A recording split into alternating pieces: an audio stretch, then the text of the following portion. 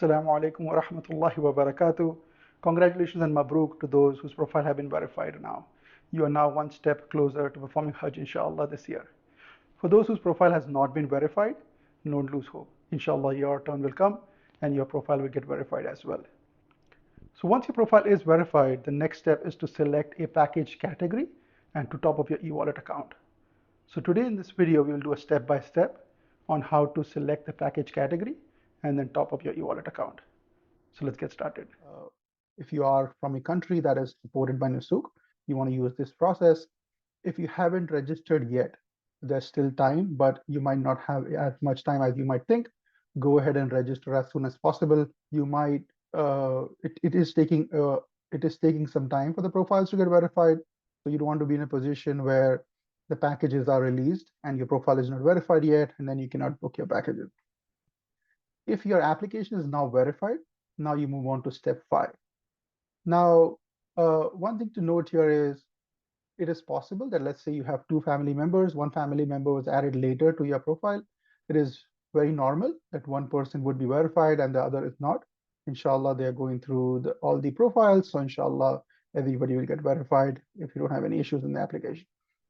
So now we're going to talk about steps 5 and 6, right? Right now, they haven't really made the steps 7, 8, 9 available. So you can't really browse packages yet. But what we will do is we're going to select the preferred category, and then we'll do a step-by-step on how to top up your e-wallet. So you want to go to the Nusuk's packages screen, and there here they have given some categories here. There are different kinds of packages. They did release some information about all-inclusive packages. Last year there was packages that were just Mashar packages. This time we are not 100% sure if it's going to get released. But again, as we know more, we'll share. So, but there are different types of services that are provided. And then basically the broad classification is it a luxury category where you have 5-star hotels? Here you have option between different kinds of the camps as well, the VIP tent as well as the normal American one. The second category is premium, whereas basically 4-star hotels. And the third category is standard. Now, for each of these categories, there is also what they call shifting versus non-shifting. So shifting is where you don't have the same accommodation the whole time. Usually for the shifting packages, you will stay in a different hotel when you are on the days other than the days of Hajj, and during the days of Hajj, you will have a different place where you're going to keep your luggage. So make sure to be familiar with what the different terminologies are. The Nusuk team has done a great job explaining here. And then, but for each one of these, standard, premium, luxury, there's also some additional factors. Like they have defined different zones. So zone A is basically where it is really close to masjid, right? You can just walk very easy to go through. There's zone B, which is slightly, further away from zone A. However, still walkable distances. One thing to notice, as you get further and further away, there are certain times when the roads get blocked and then they don't let you in. So something to factor in, uh, especially close to the days of Hajj. So the closer you can be, the better, basically, in terms of getting easy access to the masjid. Then there is zone C, which is again further away as you go further and further. And then there is zone D. This zone D is closer to Jamarat and, so people who do, and Mina, so people who do stay here during the days of Hajj, it might be actually easier if you're here. But then otherwise, going to Haram is where it takes a little bit more time. Just something to be aware of. And then the closer basically you are to the Masjid of Al-Haram, usually the more expensive those packages are. So what it is asking here to do is basically when you are verified, it'll ask you to select a preference. You don't have to decide for sure for now. You can select a package that kind of works for you, what most likely you're looking to do. There's no commitment. You can anytime go in and change the package. So you can anytime go in and change the package category. So you can say luxury, premium, standard, whatever, and then you can always change it. Again, they are going to review. Our understanding is they're going to release the packages for review. So once we have that, you will be able to look at the different packages and then make a decision based on the prices. So let's go ahead and log in. Again, once you're in, it will show you how many days are remaining for Hajj. It's 129 days. It's shorter than you think. So don't assume there's a lot of time and you can do it later. And in my case, now my profile is verified. So I can now select a preferred category and then also activate the digital wallet. If your profile, so in this case, my case, I have application verified for myself as well as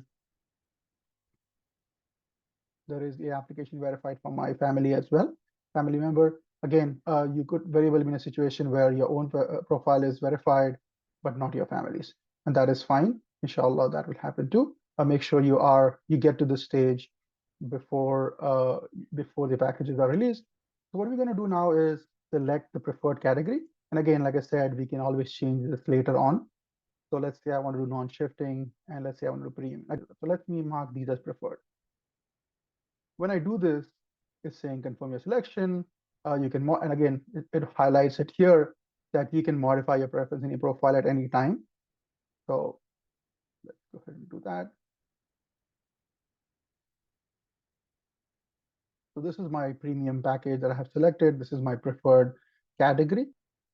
Now I'll go back to my dashboard, and now you can see here my preferred category is selected. So once you have that, next step is where you will be able to activate your digital wallet. Until this is done, the activate digital wallet is not available. So let me go ahead and click activate digital wallet. And as you can see, it gives you a sample of what it would look like. There are two methods. You can either use the credit card or you can use bank transfer, whichever works better. If credit card is possible, there are pros and cons for different methods. Bank transfers typically take a little bit longer to go through. So if credit card is an option, that might be something to consider. So let's go ahead and click activate now. So when you do the credit card here, it is showing select payment method, click credit card, and now it's saying what amount you want to do. Since we don't know the amount yet, what we suggest is that you top up it with a small amount for now, just to make sure that your card is working. You will need a card that supports international transactions because this is going to be charged in Saudi riyals. There is a chance that credit cards sometimes block international transactions. So in that case, you would need to talk to your credit card company. So try to figure all that out before. So let's say we'll do a small amount. I'm going to just do 10 riyal. And this way you'll also kind of get an idea of what kind of fees to expect. Now, as you see on the bottom here, it says I agree to when withdrawing the necessary amount that a 1.5% processing fee will be deducted from the total refund, right? So as you load it up, when you, let's say you don't use something, when it is returned, it is going to be 1.5% less. So if you do end up not using them, they will charge a 1.5% processing fee. Here saying please visit refund policy, although this is not really a link. We'll try to see if that is listed somewhere. Click next, and again you can only do MasterCard and Visa. So let's click next. So here you will fill out your information. You will put in your country, your name, state, and again this should match your credit card's billing address. Interestingly, it doesn't let you add the house number in the straight line one. So you can only put the street address here. Let's see if I can put it here. Nope, it doesn't like having numbers in the street address. This could be actually a problem sometimes with your billing address not matching exactly, but let's see.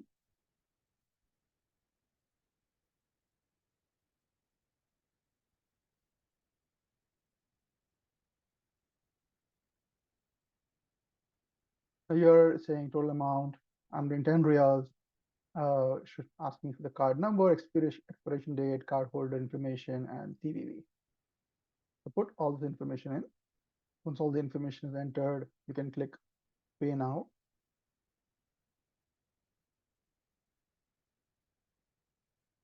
Okay, so it says your e-wallet has been charged successfully. So this is, I think, a great addition that they have done last time. Last time, selecting a package and booking it was one single step.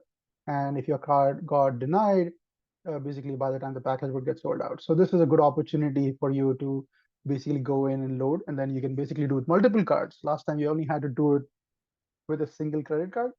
So you can use this option to load. Right now I have $10, 10 reals loaded. What we'll next do is check. You can check in your credit card to see what got charged. So if I look at my credit card, I see that I got charged with a title of description of Nusuk Hajj on the transaction. And so if you do get blocked, you need to probably call your credit card company, let them know that you are making a purchase for Hajj. It will be in description of Nusuk Hajj. And then one other thing that you can probably see here is I did 10 real. So it came to $2.67. And so it comes to about 3.74, which is pretty good, uh, which is actually a pretty good foreign currency conversion rate that we got.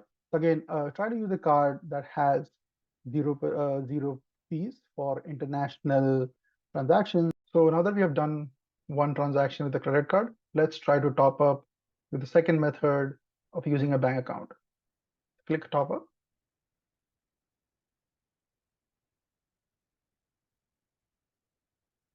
It will show the sample card again. This time I'm going to select bank transfer. It's an international wire transfer. Click next. Now you have two options. Either you can do it with an IBAN code or you can do it with an account number. Let's use account number. Now they use the term beneficiary here, which is slightly misleading. It could actually be used for refunds. Not completely sure. Let's fill out the information. So here they have a term called clearing code, which might not be some term that people are familiar with, but it seems to refer to the routing number for bank transfers. Again, for your bank, you'll have two routing numbers. One will be for paper and electronic, and one will be for wire transfers. So there are two routing numbers. One, for most banks, one will be a paper and electronic one, and another is a wire transfer routing code. So do check with your bank, just make sure that you use the right one. Here, it does allow you to enter a number, which is good. Should have been the same case when entering the street address for your credit card. Once you enter the information, make sure it's correct. It'll say the bank account information has been updated successfully. Click OK. Next, activate now. Now, when you go to the bank transfer option, you will see the information that is actually going to be needed to send the bank transfer. So you have the bank name, you have the SWIFT code, IBAN number, beneficiary bank address. You're going to take all this information, and in some cases, some banks allow you to do an online international wire transfer. Since it's most likely will be a large amount, you might want to go physically to the bank just to make sure that everything is done correctly. Now, the IBAN number is unique to everybody gets a different and exclusive IBAN number. So do not share it with anyone else. It does say that when you withdraw, there will be 1.5 processing fee deducted from total refunded year as well. It's asking you to visit the refund policy, and it can take about 10 days. And then this IBAN number is exclusive to your profile, keep it confidential. Okay, so this is the second method on how to use bank transfer. Like I said earlier, make sure when you put in your information, you put in correctly. As you can see here, if you in the FAQ, they have included some details that the package will actually be announced in a later date, and there are different variety of pack services included in the package. These range from all-inclusive to Mashar packages. So they only include basic services, and choosing the package category allows you easy access to the package that suits your preferences when made available. So this category that we selected, when the packages are released, it will narrow down and show only those packages that belong to that category. If you want to explore other categories, you would go back into your profile and change your preferences. That is it for today. Hopefully this video was helpful. Make sure to add your comments if you have any questions. Jazakallah khair. Assalamu alaikum wa rahmatullahi wa barakatuh.